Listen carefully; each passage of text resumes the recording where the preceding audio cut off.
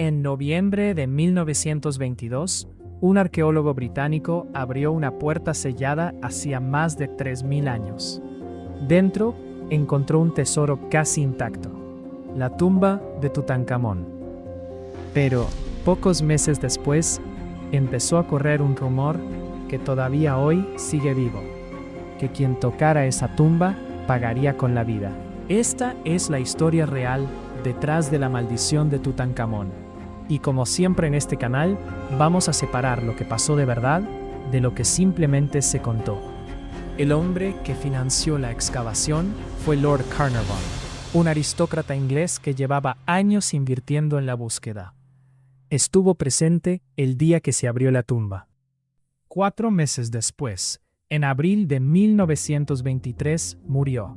La causa oficial: una picadura de mosquito infectada que se agravó al cortársela mientras se afeitaba, y que derivó en una septicemia, en una época sin antibióticos.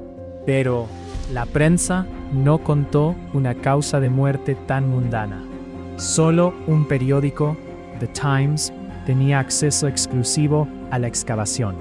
El resto se quedó fuera, y sin información real, empezaron a inventar.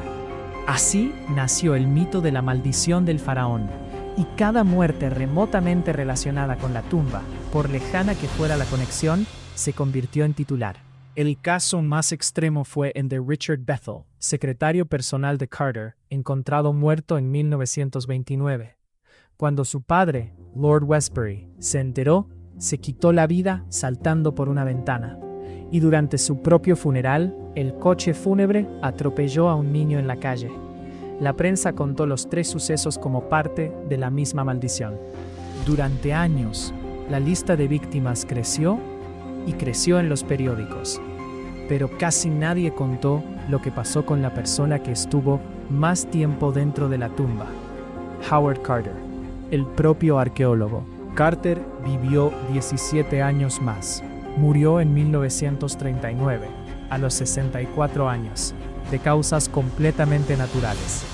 Y el médico que realizó la autopsia a la momia de Tutankamón, uno de los contactos más directos posibles con los restos, llegó a vivir hasta los 87 años.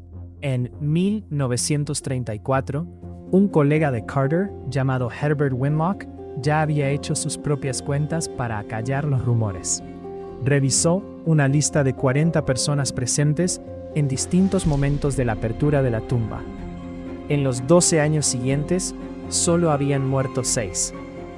Décadas más tarde, en 2002, un investigador de la Universidad de Monash, en Australia, quiso comprobarlo con el método científico. Analizó a los 44 occidentales que, según los propios diarios de Carter, estuvieron en Egipto en esas fechas. De ellos, 25 habían estado potencialmente expuestos a la maldición. El resultado, publicado en una revista médica, ninguna diferencia significativa en la esperanza de vida entre unos y otros. Es decir, no hay ninguna evidencia real de que la maldición existiera. Entonces, ¿por qué sigue tan viva la leyenda 100 años después? Hay un dato curioso que sí tiene base científica. Algunas tumbas selladas durante milenios pueden acumular esporas de un hongo tóxico, capaz de causar infecciones respiratorias graves en personas con las defensas bajas. No explica ni de lejos todas las muertes que se le atribuyeron a la maldición, pero sí nos recuerda que a veces la explicación real es mucho más terrenal que sobrenatural.